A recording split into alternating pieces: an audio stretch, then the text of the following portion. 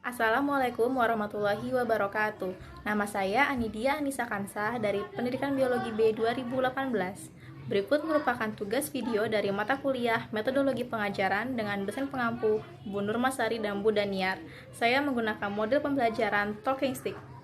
Selamat menyaksikan. Assalamualaikum warahmatullahi wabarakatuh. Waalaikumsalam warahmatullahi wabarakatuh. Bagaimana kabarnya hari ini anak? Baik. Alhamdulillah. Hari ini ada semua kan? Baik. Lengkap ya hari ini kelasnya? Oke, nah sebelum kita masuk ke materi, alangkah baik kita berdoa terlebih dahulu ya. Berdoa dimulai. Selesai.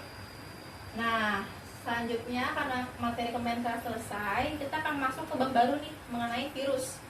Nah, ada yang tahu nggak apa itu virus? Saya Iya, silakan Nana. mikroorganisme yang bersifat parasit. Iya benar. Nah, virus itu ialah mikroorganisme yang bersifat parasit. Dia bisa mengakibatkan penyakit ketika dia masuk ke makhluk hidup. Nah, untuk ciri-cirinya dan struktur dan bentuk kita akan bahas dulu ya.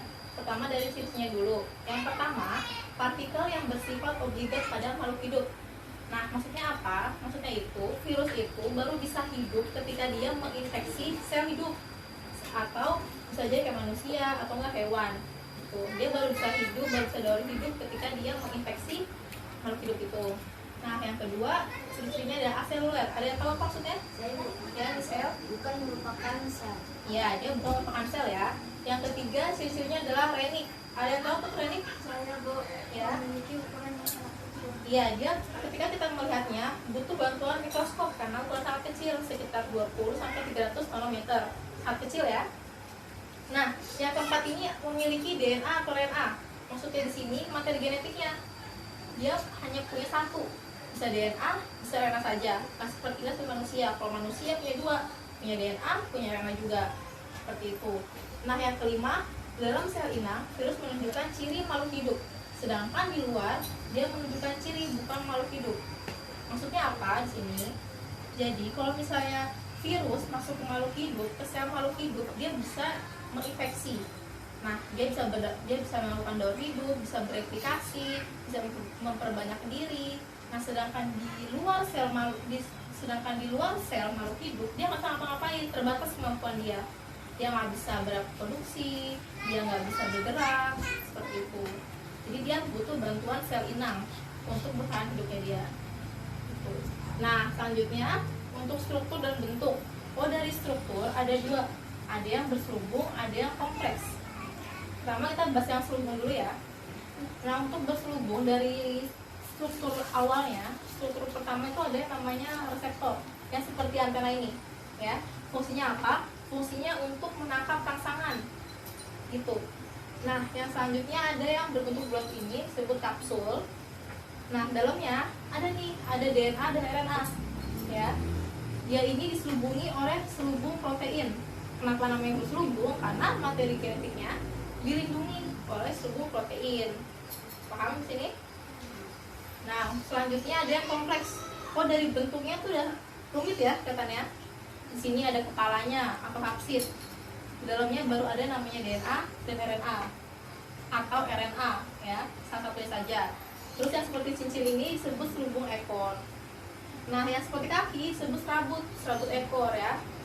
Ini berfungsi untuk nancep ya, untuk menempel di sel inang itu. Makanya strukturnya seperti ekor ini, seperti kaki. Nah, di sini ada lempeng.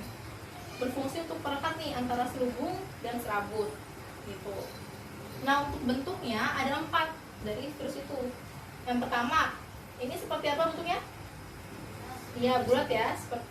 Namanya disebut bentuknya bulat. Ada yang bentuknya T. Nah, yang biasanya yang kompleks ini memiliki bentuk disebutnya bentuk T. Nah, ini seperti batang dan ini seperti polihedral atau memiliki banyak segi. Gitu. Jadi memiliki bentuknya ada 4 ya. Nah, untuk memantapkan materi lebih lanjut nih, Ibu akan kasih waktu kalian 5 menit buat membaca materi lagi yang dari buku. Nanti kita akan bermain namanya talking stick. Ya. Jadi Ibu punya tongkat di sini. Nanti tongkat ini akan bergerak sambil kita bernyanyi. Nah, ketika ibu bilang stop, yang megang pelat ini akan menjawab pertanyaan dari ibu ya. Oke? Nah, oke, sekarang ibu kasih waktu 5 menit dulu. Silakan dibaca bukunya.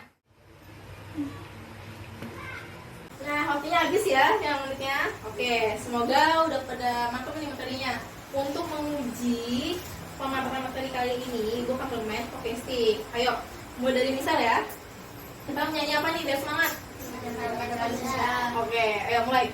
Garuda Pancasila, akulah. Nah, stop. Oke, Michelle. Pertanyaan buat Michelle. Ada berapa bentuk dari virus? Ada 4, apa aja? Bentuk batang, poliedral, bulat, bentuk P. Iya, ada 4 ya teman-teman. Oke, lanjut.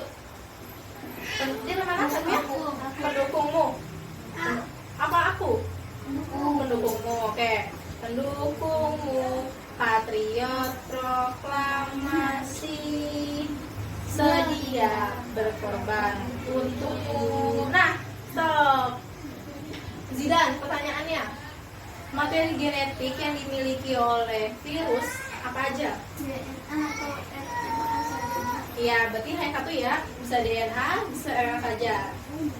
Oke, udah paham semua nih ya berarti materinya. Nah, kita cukupkan ya materi hari ini. Nah, ibu akan kasih kesimpulan mengenai materi virus hari ini. Jadi, virus itu ialah mikroorganisme yang bersifat parasit dan bersifat obligat karena dia hanya bisa hidup ketika menginfeksi sel inangnya.